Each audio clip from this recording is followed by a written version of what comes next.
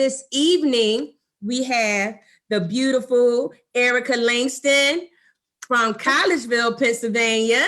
Hello, everyone. How y'all doing? And we have Mr. Jonathan Speaks from Philadelphia, Pennsylvania. Hello, everyone.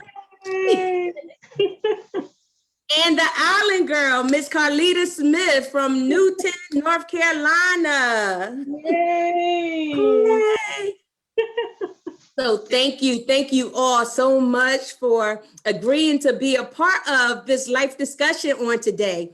Here at the Tabernacle, you know, we not only care about your spiritual life, but we want to make sure that your natural life is being enhanced as well. And we could spend generations paying rent forever and have nothing to leave to our children or to our grandchildren, children, or even being that example to let them know that you can have home ownership. So on tonight, we're going to have these this young man and young ladies. And another thing that's exciting is more believable when you hear it from somebody that look like you, somebody that's going to talk to you and not just talk at you or belittle you or make you feel bad about what you haven't accomplished, but show you how to accomplish it. There right? That's a word, Stace. That's a word. Speak it. Yes, listen, because y'all know, because you guys are in the business, and I'm sure, you know, if we pass the microphone around, you can share some of your struggles. But tonight, you're going to tell young people and young at heart how they can bypass some of those struggles and get with you guys so that you can show them how to become home owners. And if you're already in a home and you might have got duped, they're going to show you how to fix it. Is that all right? Yes, it is. All right. So Carlita, can you tell us a little bit about yourself and your organization? Yes. Hi, everyone. I am Carlita Sharice Smith, owner of Carlita Sharice Real Estate with Keller Williams in the Denver area. I service Catawba, Mecklenburg, Lincoln counties. I am on the board of Catawba County Valley Association, and I have been in real estate going on 6 years now. So it has been a journey for me, and it's definitely something that I am grateful for. Yes, thank you. All right, John, come on and tell us about what you're doing in Philly. All right, hello, everyone. As Ms. Stacy already said, my name is Jonathan Speaks. I'm a licensed PA realtor. I have my license for about a year now. Prior to that, I was just in the family business. My sister bought her first property in 2006. My mom bought her first property in 2006. Ever since then, they've been pretty much purchasing and just showing me the way. So I decided to get my PA license, basically to try to keep the money in the family. If we're going to be honest, I like to be as transparent as possible. However, you know, once I decided to, you know, take the class and whatnot, I noticed that there was a lot of information that we as a people don't know. And once I realized that, I said I should probably take this a step further out and make it more so about a community that needs to grow, hopefully, to make something better of ourselves. So that's where, you know, where I kind of decided, you know, let's make it happen. So like I said, I've been selling real estate as licensed for a little over a year now. I really enjoy it. My main goal is to help build generational wealth for young Black men along with young Black women, because if you don't have any wealth, more than likely you're going to be left behind. So my entire mission, and I hope to be able to help some people out with that today. Okay. I like what you said about keeping the money in the family. Yes. Because the realtor get a cut off the top when we buy home. Yes, that's a fact. All right, Miss Erica, come on and tell us about you and your organization. Hello, everyone. My name is Erica Langston. I'm a realtor with Realty One Group Restore, located in Collegeville, PA. I'm a fairly new agent. However, my brokerage has more than 20 years in the real estate business. I'm a Philadelphia native. I grew up near Temple University's main campus in North Philly. I've seen areas in North Philly and Fishtown and Northern Liberties attract new investors to our old city. And I watched those neighborhoods evolve from ghettos to gold mines through the exchange of real estate. So I'm here to expose the myths that are preventing African Americans from home ownership. Through education and inspiration, I will help families create a legacy their children will inherit. Amen. I like that. That's right. We want to leave something for our children besides a bunch of debt. And There you bills go. and memories. Just a little sidebar. We did an episode not too long ago about life insurance, how we need life insurance. Like GoFundMe page is not life insurance. We shouldn't have to have a fish fry when Pop die before we can have a service for him. Oh my God, I am so excited to see young professionals. Yay, yay. And like I said, we're going to be taking questions from Facebook Live as well. So now, one of the first questions, and you guys could just jump in. I want this to feel like we sitting in my living room and we just chit-chatting. We just busting it up on, okay, I'm 27, right out of college. I got an apartment and I'm ready to move into something different or something bigger. What will my first steps be? Do I have to have $10,000 to deposit? Well, for North Carolina, I know John and Erica are both in Philly. For North Carolina, and I'm assuming in Philly as well, you definitely want to start with where your credit and income is.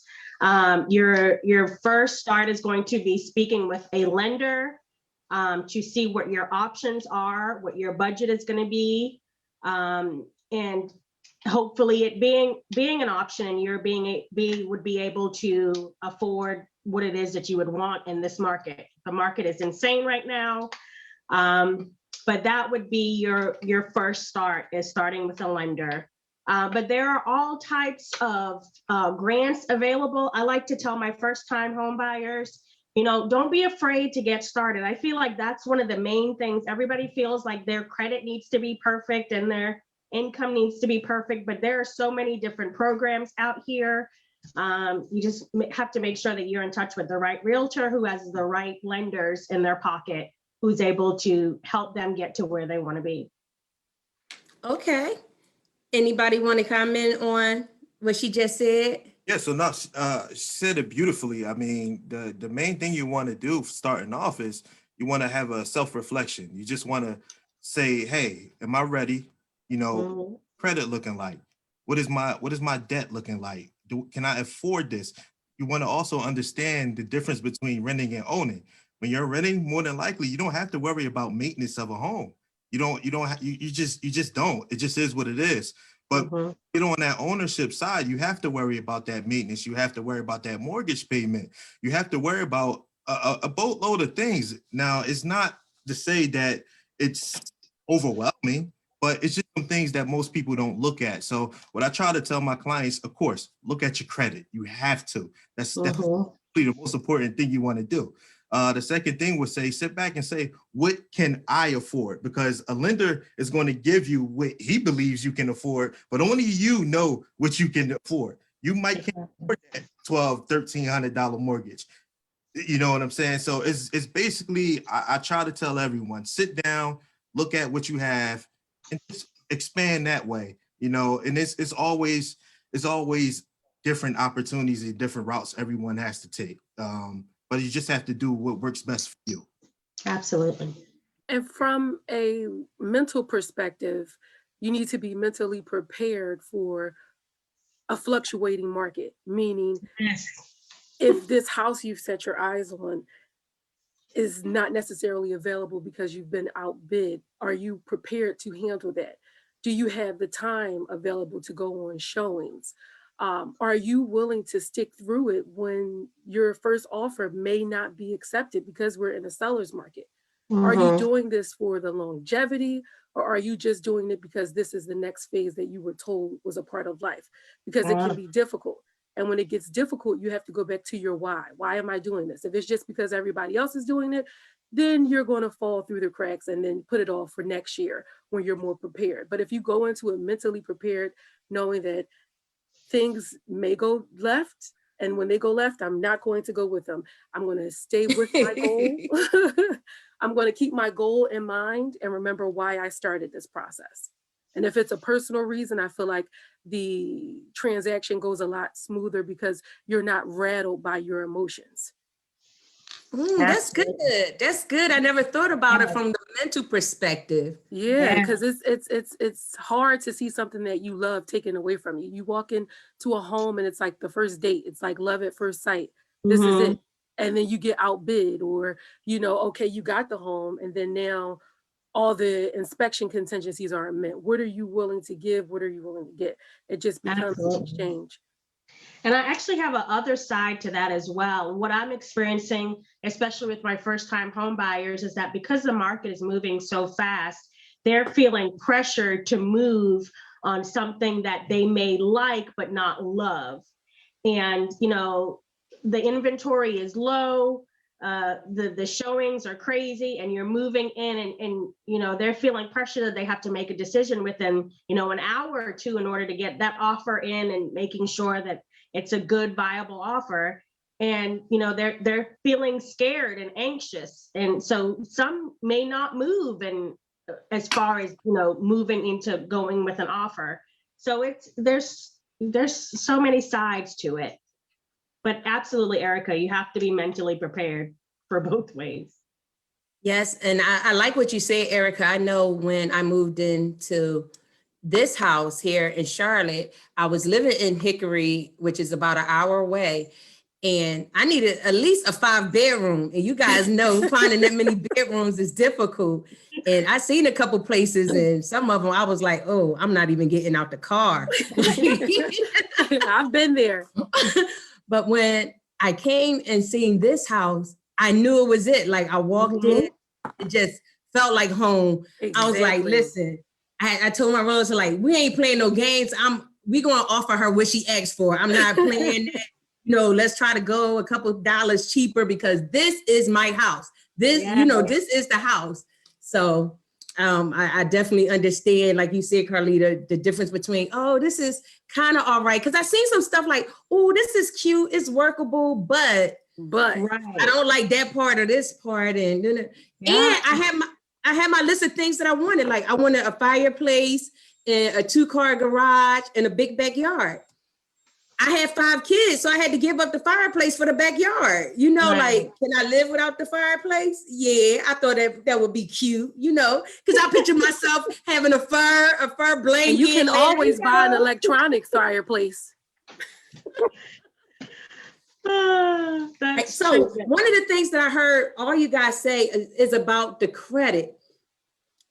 So what can someone do that may be young and hasn't established credit yet, and someone that got a couple years experience in life and may not have good credit? If I come to you, what would be the first thing that you would tell your client? Well, if they don't have any credit, I would suggest that they get a secure credit card and put money on that card and use that for transactions like gas and groceries, and quickly build that credit, but make sure they're paying those balances to just build a positive credit history. There's certain organizations that will allow you to, for instance, put up $500, and it's almost as if it's a loan to this organization, and they're reporting on your credit that you're paying off this loan when you're bartering with your own money. Oh, okay. So there's quite a few resources out there that will allow you to build credit, but most of them want you to start with your own money. Absolutely. Now, to those who have checkered credit, I would recommend that they, visit the free annual creditreport.com, pull their credit report, and start looking at all the items that are over 7 years old, things that can be easily disputed, any errors and things like that. Now, if you Mhm. have items that you owe, I have a credit specialist that you could speak to that would advise you better on that aspect, because there's always a debate whether to just pay or pay it in full or to settle in full. But that would be a question better for a credit specialist. Okay. Go ahead, Carlita, was you getting ready to say something? Yeah, absolutely. I feel like one of the main things is understanding credit. Credit education is so important. And I feel like once you understand the way that it works, you will be more mindful of how to use it to your benefit. A lot of people, guide them in towards getting a secured card, but understanding just because you're putting that money down does not mean that that money is coming back to that card. That money is being held by the creditor, and you still have to make those payments on time and stay below the 30% mark. Don't ever go more than 30% of what you have been given by that creditor.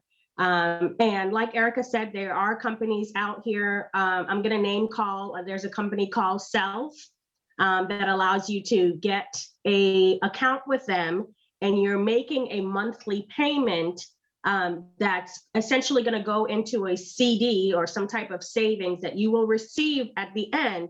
But during that time of payment, it is collecting as a form of credit. So that will give you good credit habits, good payment habits, and things like that. So there's tons of resources out here, like Erica said. And for those who already, have had credit and trying to rebuild, you can still start with those same resources. Most of them are the same, even for rebuilding. Okay, that's good. That's good to know. Secure credit card. We want to pull our credit reports to see if there's anything on there that's checkered, and deal with a credit specialist. Mhm.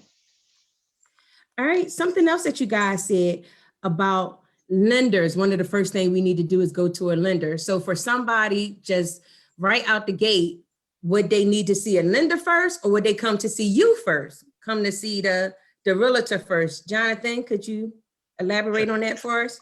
I mean, personally, when I have a client or a potential client, I always suggest that one, what is your history with your financial institution that you normally bank with? I think sometimes you build a relationship, and sometimes they offer things that someone else may not offer you. So I always say, check and see what your financial, wherever you bank at, check and see what programs they have as far as grants they may have that assist you for closing costs and down payment, and see what that is. Now, most people will say, well, I'm a little nervous about that. How about, do you have another suggestion? Like Miss Erica along with Miss Carlita said, you can easily get in contact with a lender. Most realtors, they have lenders that they are used to working with, that they can pretty much trust, and you can lean on, that get most information from. So if it doesn't work, you don't feel comfortable going to your personal lender, you can just come to a realtor and get the information from them, and they'll be able to assist you into the right direction. So for any of you, do you think, is it easier, I guess would be the word, to go to your traditional bank like Wells Fargo, or go to your credit union, the Philadelphia Credit Union, what is it? We got a credit union down here, the Southeast Credit Union, or the Southern Employees Credit Union. It's State Employees Credit Union. Yes, the state employees. Would it be better to go to a credit union versus a traditional bank?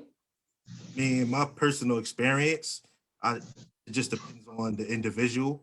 I have clients who went to Bank of America, who has a great program for first-time home buyers, and I have clients who went to lenders that you may never heard of. So it depends on the situation. It depends on the client. It depends on what their credit situation is looking like. Some banks, like I know Bank of America, is really, really strict about mortgages. Especially during the pandemic. Exactly. So, and some lenders aren't as strict. So it all depends on that individual situation.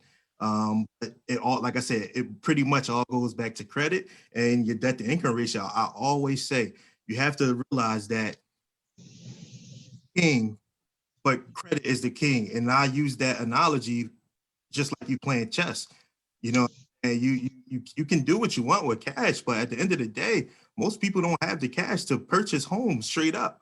So Right. care of that credit is vital that you do that. Yep, absolutely.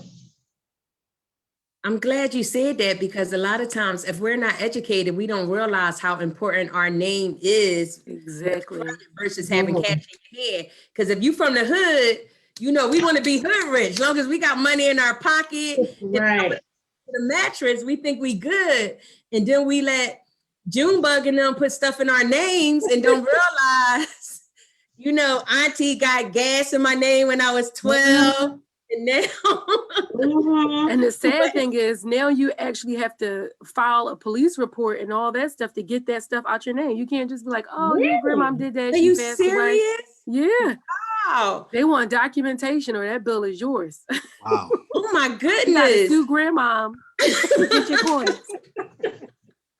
See, it's stuff like that we don't know. We Yeah. don't, you know, we don't know. Wow. See, that's why I think it's so important to have these discussions that's sitting around and learning something. Because people really, I don't know if they do it as much now, but I know coming up, you know, my mom had Lane Bryant cards in my name when I was in middle school.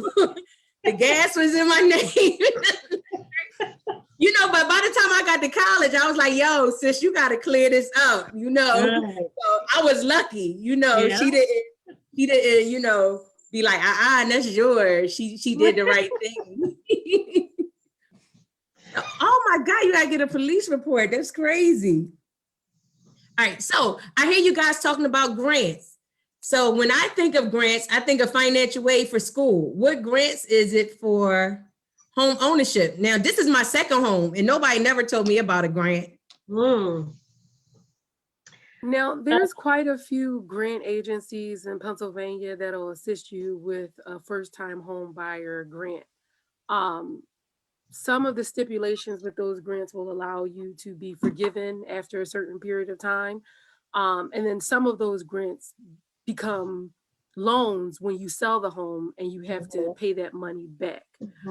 So there's two sides of that story. And most of the times they only talk about you getting the free money, but not having to pay it back if you leave that, sell that home.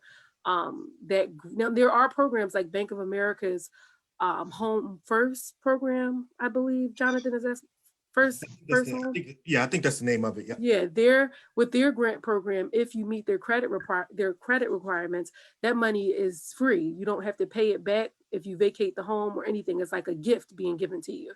But a lot of these grants are technically loans that you pay back if you move, or even if you try to refinance the home. So you know it gets you in the door, but when you're trying to get out, it may be a bit more difficult. Is it that way in North Carolina as well, Carlita? It is for some of the lower end grants. Well, I shouldn't say lower end, but not from your major financial institutions. Yes, it is considered a second mortgage on the home. Some require a time frame of how long you have to be in that home, and that home be your primary residence. So for instance, let's say you buy this first home and after a few years, you decide to turn it into a form of a rental.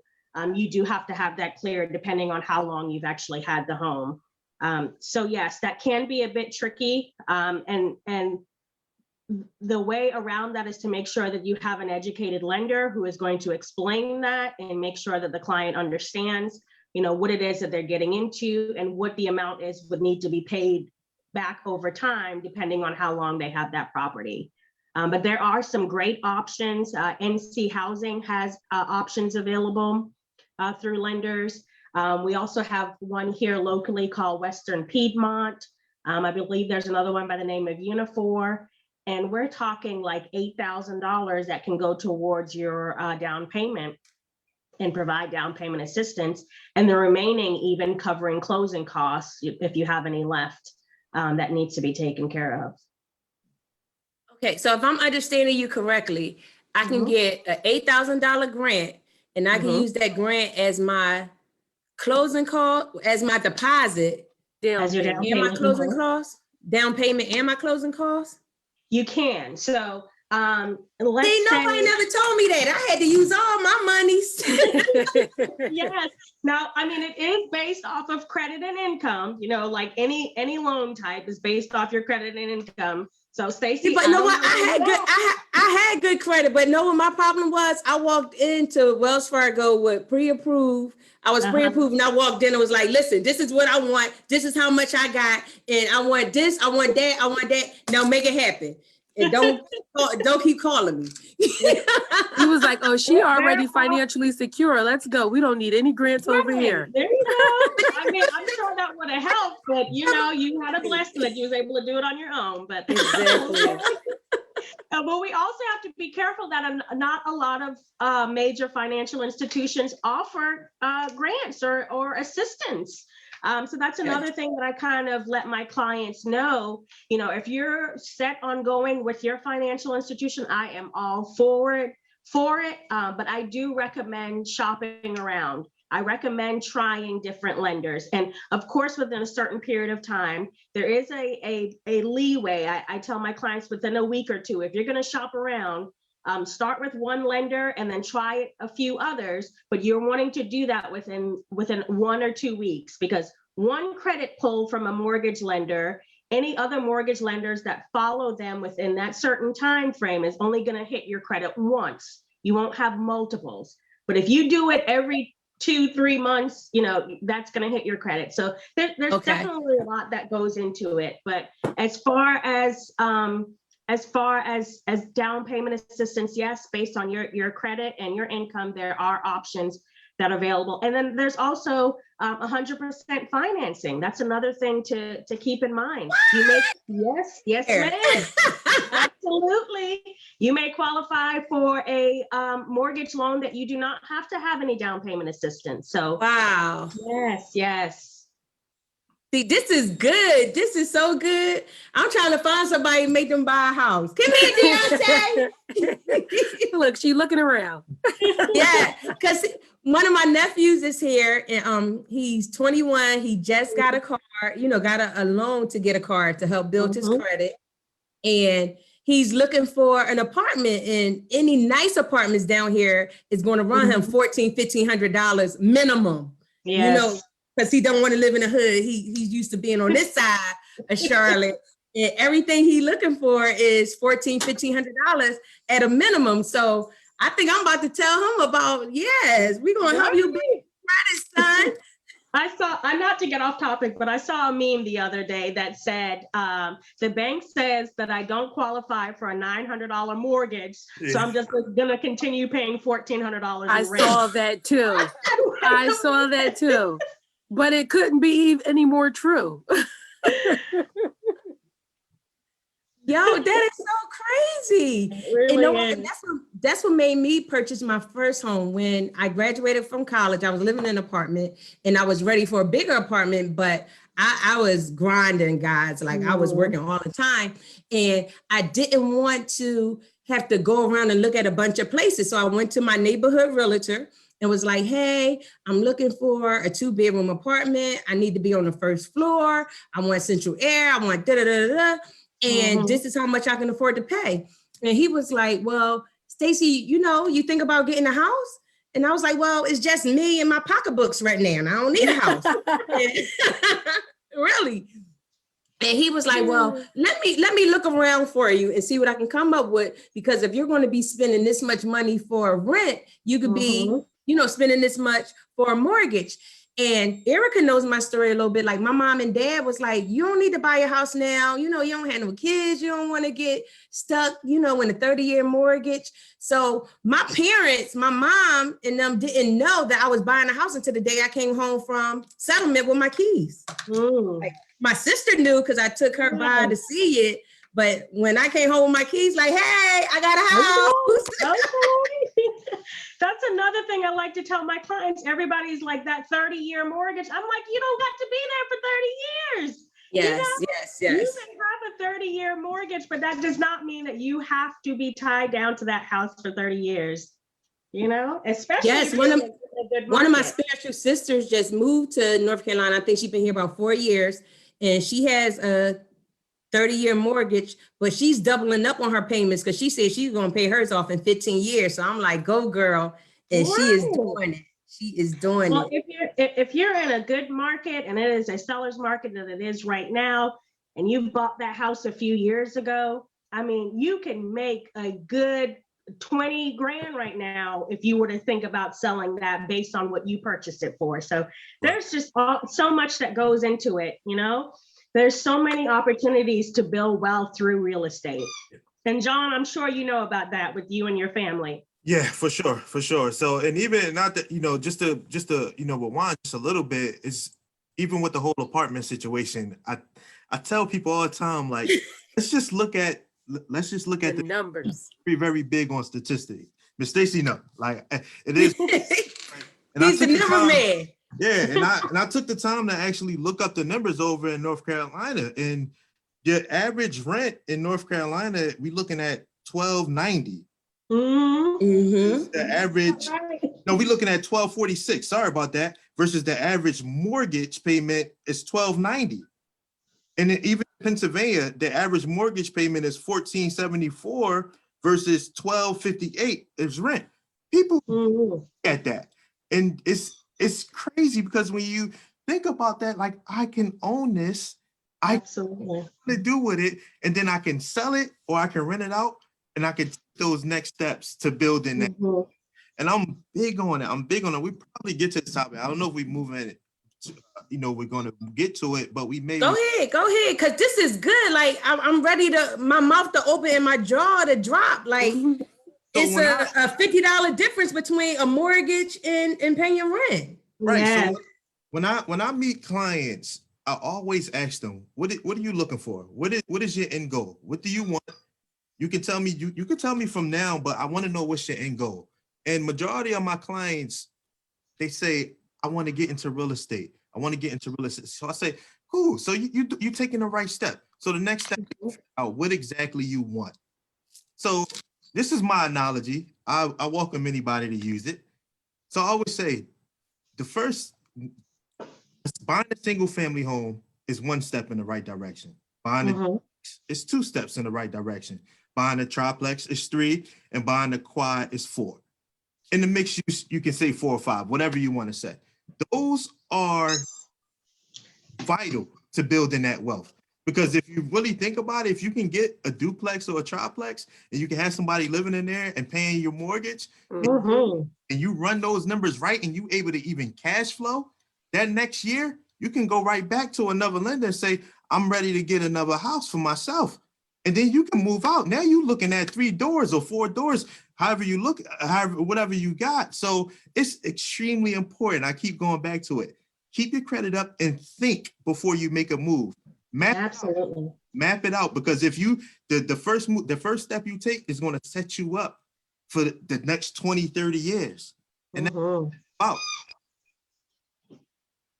So with buying a duplex or a triplex, do you have to physically live in that property if you get a loan for it? So, like, is it the same way as buying a single family home? Is the same process for the triplex or duplex? So the best way for me, and this is just me personally saying it, and this is what I recommend my clients. If you want to get that multi-unit, go FHA. Is a 3.5 down payment.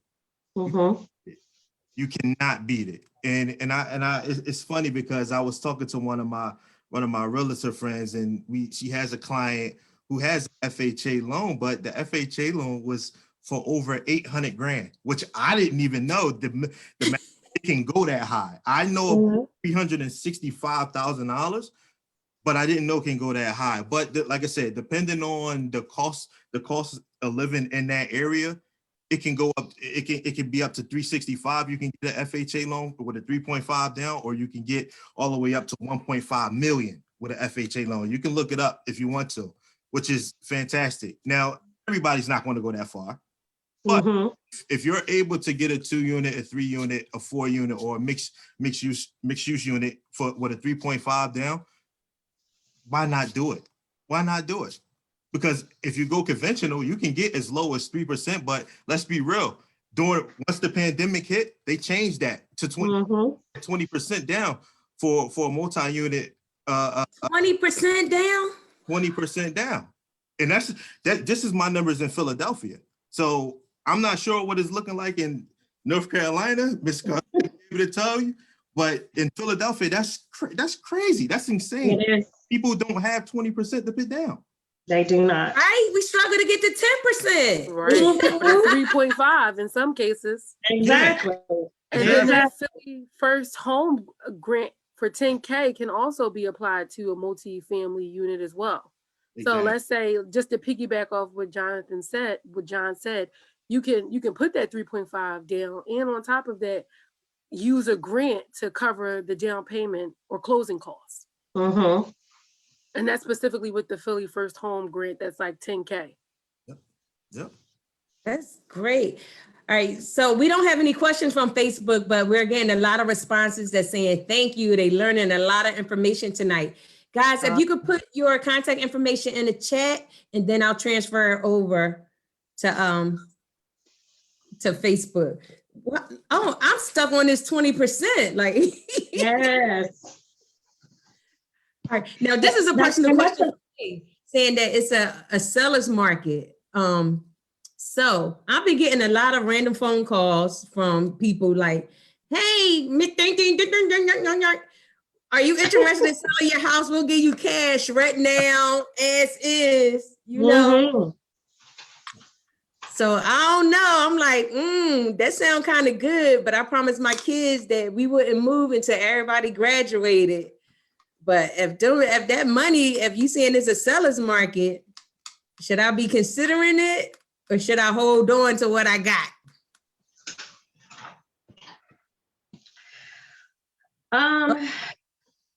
John got a secretary. Jasmine, put your information down, John. Thank you, Jasmine. I'm trying to get mine in here. Go ahead. So anybody want to help a sister out? If this is a seller's market, what should I sit still or think about it? Well, I mean, honestly, it depends on you and where it is that you want to be. If you are considering selling, and depending on where you are, also financially and so forth, because I mean, you also want to make sure that you're not putting yourself in the negative or in the hole, depending on the type of house that you may have. But then also you want to make sure that you are the same as if you were a first-time home buyer, you are financially stable in order to move into something else and maybe able to use your profits from selling. So if you're considering selling, definitely speak to someone, speak to an agent to get the value of your home, and speak through where it is you are currently with everything else that you may have going on. But if you can do it, yes, sell. Because we need the houses. Okay. The inventory is so light. We need the houses. Inventory is low. People are jumping on these houses. I'll give you an instance. On the buyer side, I typically contact the listing agent to find out if they have any current offers or if they have any interest on that property. And I had a conversation with another agent. This was in Charlotte. It's not quite that bad in Catawba County, but in Charlotte, she had 52 showings and 25 offers. Oh my God. Okay. Okay. So I'm like, if you have a property and you are considering it, reach out and check your options. At least you deserve that, at least to check your options and see where you would be, because you may be, stopping your growth by not considering your options. So how is it that it's a seller's market when with the pandemic going on and, a lot of people out of work and stuff? So how are people able to buy properties when you're saying, the deposits and stuff are going up? Like, it's kind of confusing, because I'm thinking, okay, if I sell my house, I know I can make some money, But Mhm. will I be able to get another house? I don't want to have to live in a trailer. Exactly. And that's the catch-22. Right. Because And once you so a sell lot your of- house and put that date, that closing date in the agreement of sale, you have to Mhm. be out by a certain time. And once you Exactly. agree to sell it and you come across some issues, then you still got to go on that agreed upon date unless the buyer concedes to it. You still have to keep it moving. And to be honest, I feel like that's a lot of what these multiple offers and situations are, is people who are currently selling their home and having to crunch time into getting into something else.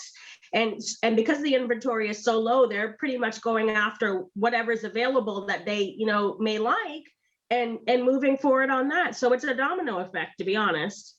So you're not getting what you love. You just, I got to find somewhere to live type of situation. I shouldn't say that, but people are finding what they love. It's just that other people may love it too. So Exactly. And at the end of the day, what God has for you, he has for you. So if it's meant for you to have a certain property, and I believe that God will put your offer at the top of the table. If it's meant for you, he'll give you that favor.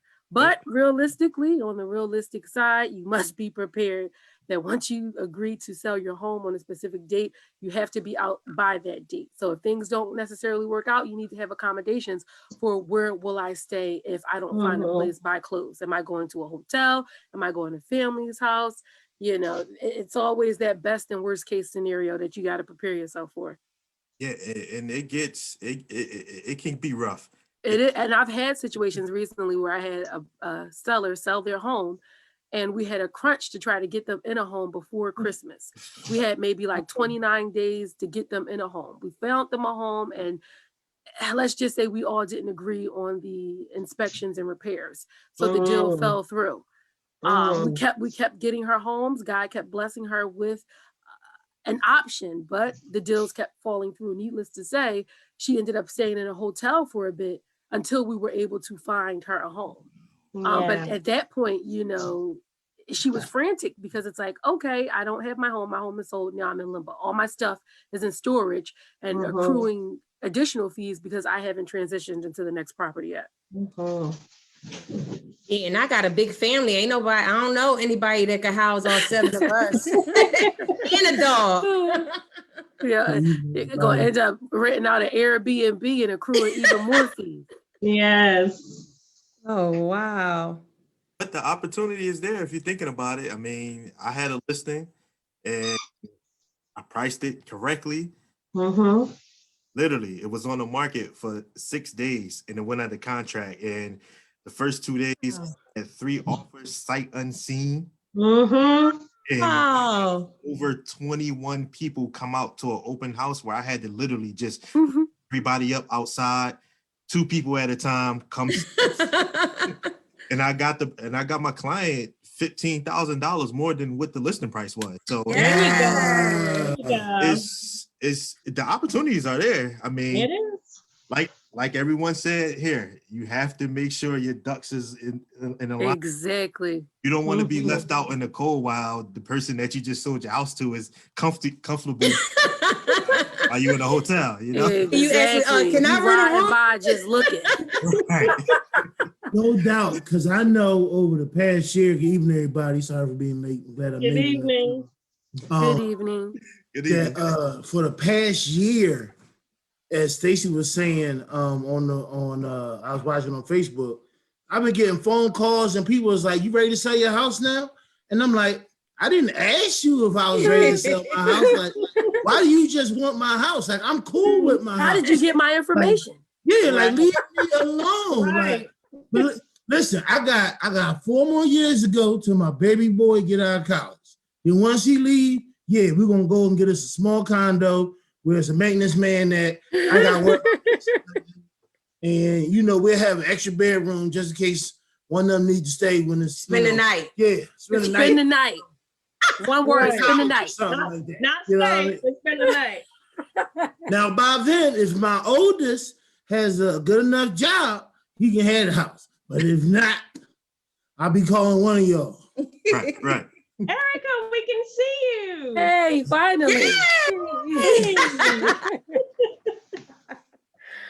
I got my phone with the video, and then I'm looking at my computer to talk to you guys too. So I'm kind of like, Okay. Listen, you made it work. That's They how you made do it it. work. That's how you do. All right. So I want to recap over to some of the stuff that you guys taught me tonight. Kason, can you watch for questions? Uh-huh.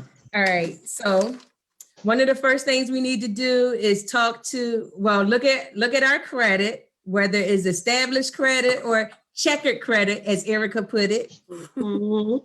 Find a lender. We don't have to be married to our traditional banks or the banking institution that we currently use. Mhm. There are grants, and that's not the FIA grants. They're grants for first home buyers, and some grants can turn into loans if you decide to sell or leave the house. We talked about the first time buyer programs that I didn't know about. So y'all make sure everybody that's looking to get a house, if they don't tell you, ask about that I first got time a whole buyer. list. Yes. For those of you that have homes and that may be interested in moving, you said it's a seller's market and to check your options. So Mhm. Carlita, I'm gonna be calling you because I seen this beautiful house around the corner. Okay. It's bigger than this house. I think Oh. last time I checked, it was going for like $400,000. Uh-huh. So I'm gonna call you. It's like a little mini mansion. Harry's talking about getting a little house. I don't know. I'm a big girl. Y'all know I like big things. I got a big man, a big house. I'm a big car. Let them know, Stace. Let them know. Okay. Nothing little. All right. If you don't have credit, we said secure credit cards is a good way to go. Pull your credit report so you can know what's on there. Mm-hmm. Bank of America, North Carolina Housing, and West Piedmont are good lenders to look into. I'm with Bank of America. Okay. Yeah. Yeah, because I went with Wells Fargo only because it was Wachovia. And then Oh, Yes. Yes. When I got my first house, that Wachovia. happened. Yes. It started out as Wachovia. Yep, it was Wachovia. And right after. I was like, when I have a baby, I'm gonna name my baby Wachovia. I just like that name. All right. John said we want to make sure we check our debt to income ratio. Mm-hmm. And John, that's how much money we make versus how much money we spend, right? How much the debt? Yep, the debt to income. Yep, you correct. Okay. Because we be praying about that in church, like, Lord, I got more bills than I got money. Make it work, Jesus. Help, Lord. Help us. And wealth, there's wealth in real estate. So anybody that's interested in becoming a realtor, there is money to be made. Yes. Oh, one of the big things, John, again, you gave for here in North Carolina that the average rent is $1,240 versus the average mortgage $1,290. I'm just floored at that. Wow. Numbers talk. And something else that people go look into is the multiple property, which is your triplexes and your duplexes, and look into FHA, which is it still 3.5 down payment? Yes. Okay. And where did the 20, I wrote 20% down, but I don't remember where that came from. So From that's conventional loans. correct. Yep. That's a what? A PA loan? No, conventional. Oh, Conventional. Mhm. Okay. Can I quickly tell you about the different types of loans so you can put that out Yes, there? please. Just real Please. quickly. Base loan, USDA, that's 100% financing. Also a government loan. You have FHA, 3.5%, also a government loan. You have VA, that is for our veterans, active military, active or non-active, that's always an option. And then you have conventional. And like John said, it was an option to do 3% on that, but that has since changed. So yeah, just to give people an idea of the types of loans that are available. So what about business loans? Have y'all talked about? This not for business loans. This for real estate for homeowners. Okay. All right. So after all of the recap that I just went over, what's one thing that you would want to leave our audience with? Erica, you want to start off, and then John, and then Carlita, Island Girl. What's one thing that you would want our audience to leave knowing? Well, I would say that you don't have to be great to get started, but you got to get started to be great. Okay. Yeah, I like And that. I know like that's from that. what I you like stole that. that from Les Brown. That's a whole word. But sometimes we don't get ourselves in a mind state where we can achieve a certain thing, and we talk ourselves out of it before we even try. And in our community, we listen to the negative self-talk that people project on us, and it's not Yes. always coming from a bitter place. It's just from a cautious place, you know. And they try to talk you out of home ownership, not realizing the greater benefits for your family. So I would just start. And when things get rough, you know, hang in there, because you got to remember why you started and who you starting for and who's going to inherit that house when you transition. Amen. Amen. That's beautiful. Get started. I stole that from Les Brown. I'm sure he don't mind you sharing it, because I'm sure going to look it up. I like that. I love Les. Okay. Come on, Mr. John, drop that knowledge. All right, so I have I have a couple things. So, like I said, I'm a statistic guy. I'm going to go back to history, and then I'm going to. So this is home ownership in America by the numbers. So in the year 1994, home ownership, and I'm going to give you the numbers by race. Hispanic or Latino was 40%. Black or African Americans was 42%. All other races was 50%, and non-Hispanic white alone was 69%. In 2008, those numbers were Black or African American was 47, Hispanic or Latino was 48, all other races was 58, white non-Hispanic was 75%. Let's fast forward to today. Right? In 2020, African American home ownership was 44%, Hispanic and Latino was 49, all other races was 56, Asian, Native, Hawaiian, and Pacific Islanders was 59, and non-Hispanic was 74. So if you have a chance to write down those numbers, you see what race of individuals are lagging behind. Everybody was going up but us. Everybody was going up but us. Yes. If we go honest with ourselves, it was systemically done. Yes. To say that we still can't move around.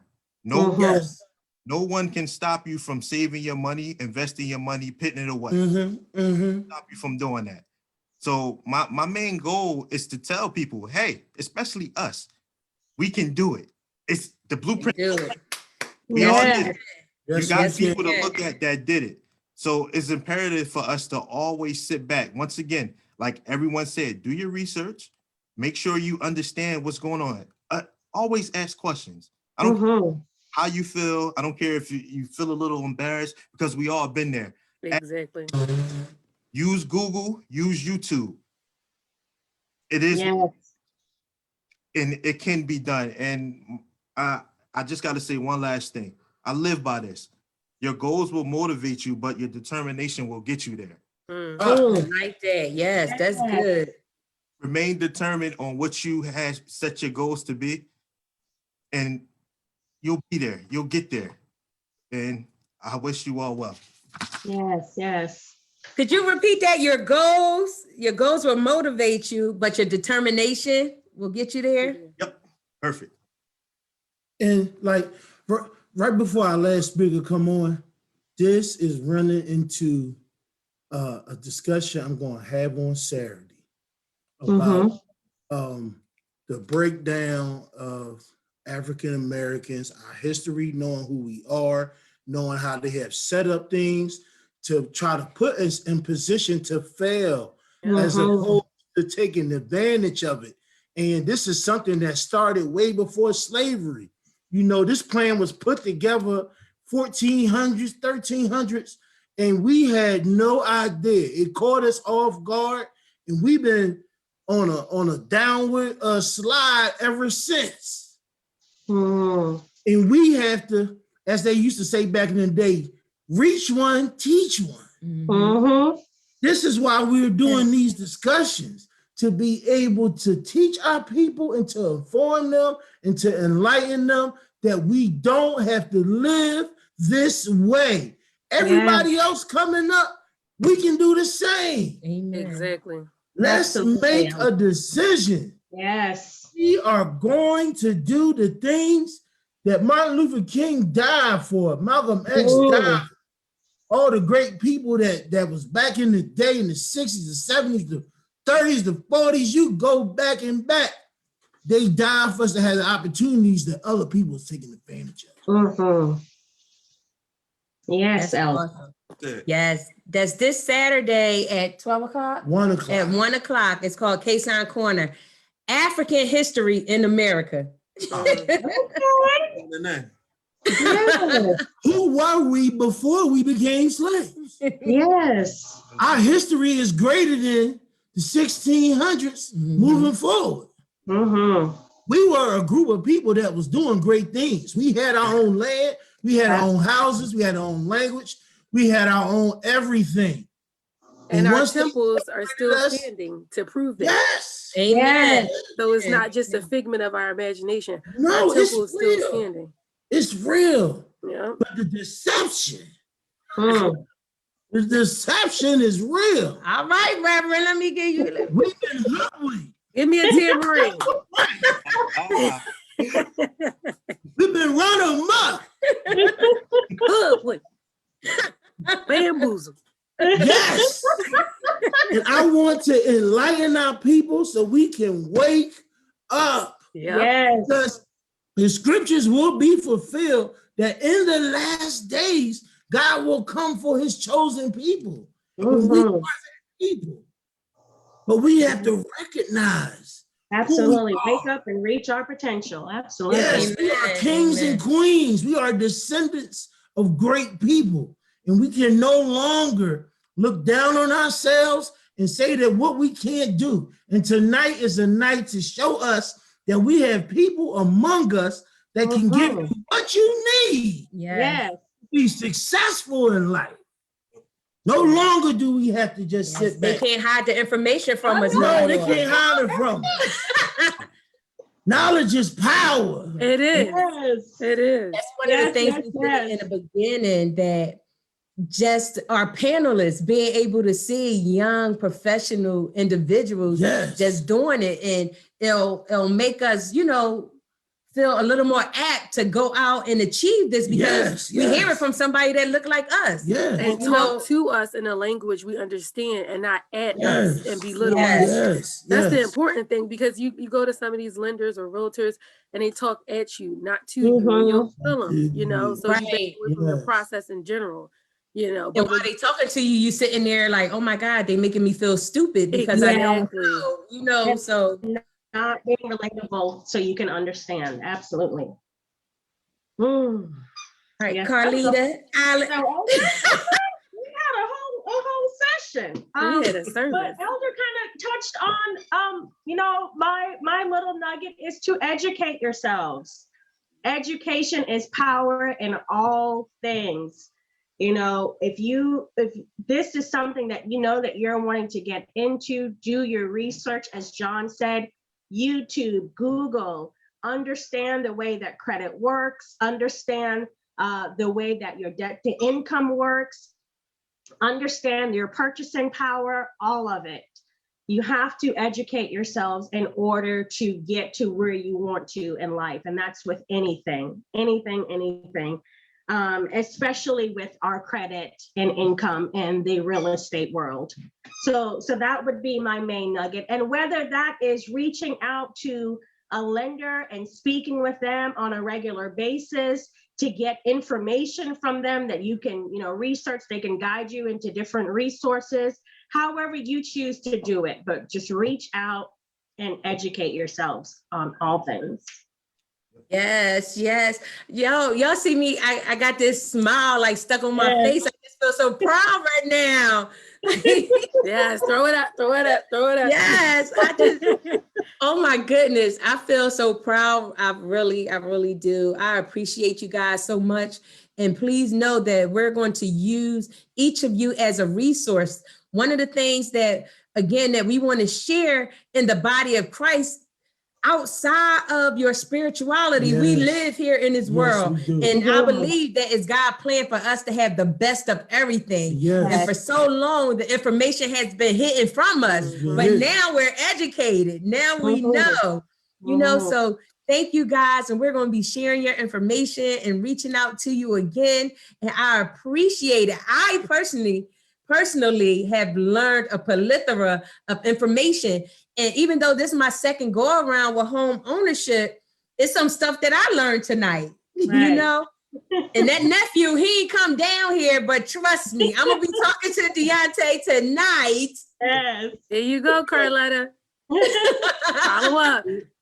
Before I got married, I was cool with having an apartment. I was just a single dude. But so this is my first house to own. Like I was in houses with my parents and stuff like that, but like this is my first house to own that, my name on the lease and stuff like that. So Mortgage. mortgage. I'm sorry. Mortgage. Excuse my French. On that deed. But I really appreciate you guys. I was running a little late. I was supposed to be on time and I didn't. But I learned so much from Jonathan, from Erica, and Carlita. We really appreciate you guys because you have enlightened me. I see members of our church that's on here that are learning. Some of them are single. Some of them are getting ready to get married. So, I hope and pray that when they ready to make those moves, that they will reach out to you guys and you be an assistance, not to them. But my long range thought is I want to build a conglomerate of all the people that we are having these discussions with. So we can use them as a big circle. Y'all remember Super Friends? And they had the headquarters, and then they had this one that did that one to do this, this one to do that. Like, this is what I want us to do out of these discussions, is to build these group of people. So when folks come to us and they ask us, I need some help to do this. Let me send you to Jonathan. Yeah. I'm in this area. Let me send you to Erica. I'm in this area. Let me send you to Carlita. You know what I mean? Whether it's eventually into business owning, because we looking for a building to be able to host our own church, so, I appreciate having people like you around, and I'm so grateful for everyone that has tuned in. And I hope that if you did not see this whole discussion, that you will go back and watch, and that you will see all these great ladies and this brother, this king, this black king that's on here, that is here to help you guys. And as they help you, one of the greatest advertisements we have in this world is word of mouth. Amen. And that's my The thought. word of mouth. Word. Exactly. The word of mouth. Because one thing for certain and two things for sure, we can't build no more land. The land that's here is all we're going to get. Exactly. Shoot, they even Word of got mouth air gonna rights do this. now. So Word of mouth gonna get your business, or it's gonna lose your business. And if you can, guys, I invite you all to go back and look at this as well, because it's a whole bunch of comments on there and people are saying thank you. Teach the children while they're young. They learned a lot of information. So I believe we accomplished what we set out to do on this evening. Thank you all again. And to our podcast family, I hope you enjoyed this live discussion tonight, and we'll see you again in 2 weeks. Yay. Thanks so much for the opportunity. thank you. you all. Have a good Appreciate evening. you guys. Much love. I Much love. appreciate y'all. Thank you very much. Amen. All righty.